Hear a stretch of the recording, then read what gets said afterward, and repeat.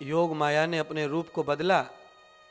मधु कैटभ की नजर भगवान विष्णु से हटकर योग माया के ऊपर पड़ी। राक्षस होने के कारण उन्होंने योग माया को अपनी पत्नी बनाने का निश्चय किया। जिस मां की पूजा की उसी मां को पत्नी के रूप में भाव पैदा कर लिया। माया ने मधु और कैटभ को पूरी तरह अपनी ममता में फंसा लिया और उनकी बुद्धि में पूरी तरह बैठ गई। तब भगवान विष्णु को इशारा किया कि इनकी सारी शक्ति मेरे पास आ गई है, ये मेरे औरत के रूप में मोहित हो गए हैं, अब इनको तुम कुछ भी कर सकते हो, इनकी बुद्धि अब काम नहीं करेगी। तो औरत के रूप में लुप्त होने के कारण उनकी बुद्धि का नाश हो गया। तो भगवान विष्णु ने भगवती की आज्ञा अनुसार घोषणा की, अरे मधु कैटभ, अब तुम बच के नहीं जा सकते मुझसे, और मैं विष्णु, तुम चाहो तो मुझसे वर प्राप्त कर सकते हो, वरदान। इनकी बुद्धि बिगड़ चुकी है माया के प्रताप से। इन्होंने कहा, तू क्या हमें वर देगा? अगर वर तुझे प्राप्त करना है तो वर हमसे मांग ले, हम तुझे वर देंगे। भगवान विष्णु ने कहा, बन गया काम। योग माया ने बुद्धि बराबर बिगाड़ी है। तो विष्णु ने कहा, मुझे वर दे दो, वचन झूठा मत करना। हे विष्णु, हम तुझसे ज्यादा बलवान हैं, हम कभी झूठा नहीं करेंगे तेरे सामने। इनको ये घमंड था कि हमारी मृत्यु हमारी इच्छा के बगैर आने वाली नहीं थी। भगवान विष्णु ने कहा कि अगर वर देना चाहते हो और वचन पूरा करो तो वचन पूरा कर दो, मुझे वर दे दो, मांगो।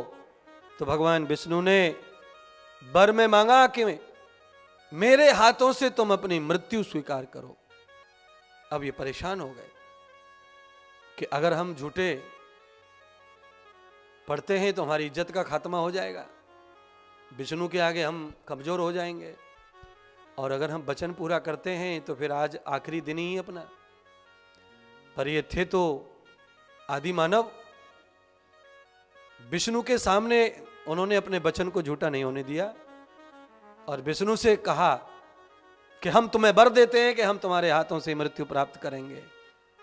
ये वचन इन्होंने क्यों दे दिया? क्योंकि इनको मालूम था कि दुनिया में पानी पानी है, धरती है नहीं कहीं। तो इन्होंने कहा कि हे विष्णु, हम तुम्हारे हाथों से मृत्यु स्वीकार करते हैं, पर निश्चल निर्जल जगह पर हमें मौत दो। शर्त रख दी कि जहां पानी ना हो वहां हमें मारना। हमने मौत स्वीकार कर ली।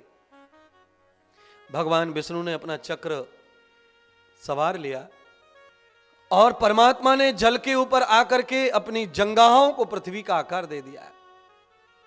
हम सबके शरीर में पृथ्वी है, मिट्टी का तत्व है, और 5 तत्वों में सबसे ज्यादा शरीर में मिट्टी तत्व होता है, फिर जल तत्व, हवा तत्व, अग्नि तत्व, आकाश तत्व।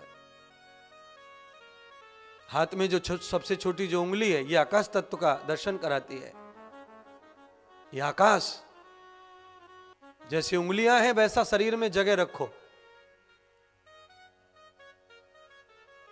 शरीर का इतना हिस्सा, यानी कि आपके शरीर का कम से कम 35% हिस्सा खाली रहना चाहिए हर समय। आकाश,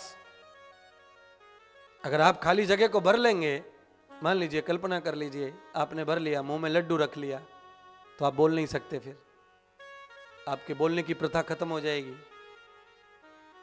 अगर आपने खाली जगह को भरा तो आप बोल नहीं पाएंगे, शब्द नहीं उच्चारण कर सकते। तो खाली जगह खाली रहेगी तो ही आप बोल पाएंगे, शब्द उच्चारण कर पाएंगे। अगर आपने कान में रुई ठूस ली तो सुन नहीं पाएंगे। खाली जगह को भर लिया तो सुनना बंद। समझ में आ रहा है क्या? आ रहा है। तो इसलिए 35% हिस्सा शरीर में हर समय खाली चाहिए। आकाश, अवकाश, दोनों ने जांग पर सिर रख दिया और चक्र से भगवान विष्णु ने मधु और कैटभ का अंत कर दिया।